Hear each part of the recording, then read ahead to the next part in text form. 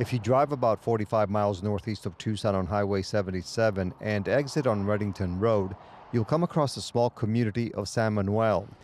Many people have never heard of this place, let alone visited, but this was once home to the largest underground copper mining operation in the world.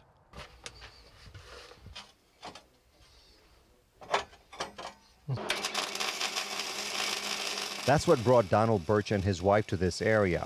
Jobs were plentiful if you were willing to work hard. Employees could make a decent living for their families. Whenever I first got here, every house in this town was completely full. Kids everywhere. Businesses were booming. It was a thriving little town here. Birch worked for the copper mine for 20 years, but when the operation closed unexpectedly in 1999, he had to find employment elsewhere.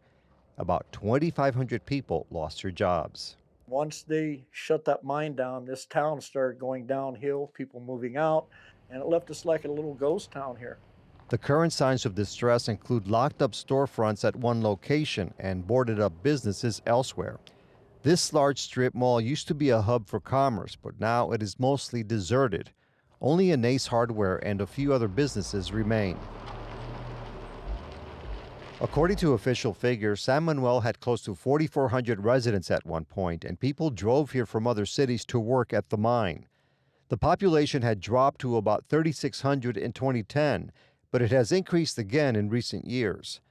The town has relatively large groups of veterans, retirees, and families. The median annual income is about $42,500 compared to around $65,700 for the whole country. Today, the Mammoth San Manuel Unified School District is the largest local employer, but many other working-age adults have to leave town for jobs. However, residents are joining forces to try to increase opportunities locally. Kennedy Ivey is the president of the San Manuel Revitalization Coalition. It was founded in 2020 after like-minded residents expressed an interest in improving their community. The coalition is collaborating with Local First Arizona, Pinal County, and other groups to address concerns. I'd say some of the biggest things here would be like the blight issues. And there was a lot of vacant residences, but those have actually all pretty well been filled now. We have a small drug problem that's been improving quite a bit since the sheriff has been taking an interest in San Manuel. It's really economic development, I think, that is our biggest issue, and then giving something for the kids to do. Perfect. We'll do that one. This weekly gathering for kids and parents is an example. It's called First Things First, and Ivy's wife is an enthusiastic supporter. Brianne and Kennedy, both in their 30s, could have chosen to live elsewhere, but they decided on San Manuel. This town is absolutely amazing. All the people here care so much about one another. We don't have a lot of resources, so a lot of people really help each other, and they really like to come together. And that's really important to me, and that's something I want to share with my family. Slowly but surely, there are some signs of progress, and one is as basic as simply something. Hello. How are you today? For the first time in years, residents in town have a grocery store with a variety of fruits and vegetables or other essential items. Cecilia Trujillo and her husband opened the shop earlier this year.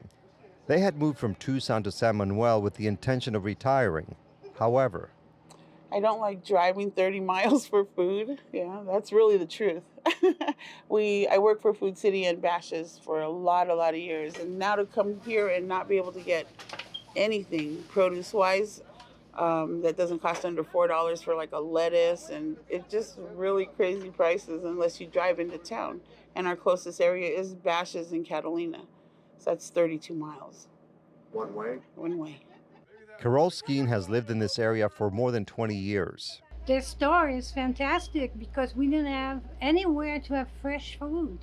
And, a lot of people who live in San Manuel are retired people, and they don't always have someone to go do grocery for them. And especially during the pandemic, it was terrible.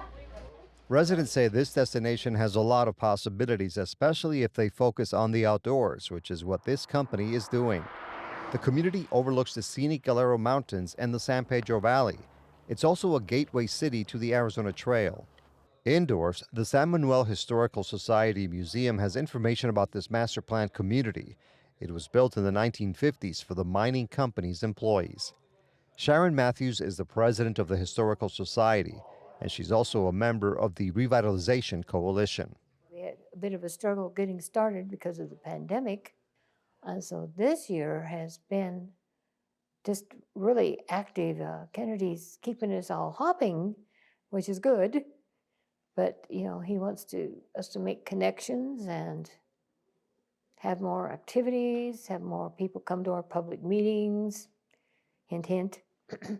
and, and just, you got to let us know what you want, what you're concerned about. I can help whoever is next. Kashif Afzal has owned the only gas station in town since 2005. He also bought the Ace Hardware and another business, and he plans to work here until he retires. Pray for us. Pray for us. And if you can do something, do it. There is a lot of potential in this town, a lot of potential. So we have to be together, support each other, help each other, and sail this boat together. Again, the coalition's president, Kennedy Ivey. Really, that's kind of the way that we approach a lot of the problems here in San Manuel is nobody else is going to do this for us. We're out here on our own, so let's get the community together and get behind it and see what we can do together. Back at the house he has owned for decades, veteran Donald Birch says he joined the coalition because he wants to make a difference. He's living comfortably on his retirement, but he says that's not enough. We got to take care of our children.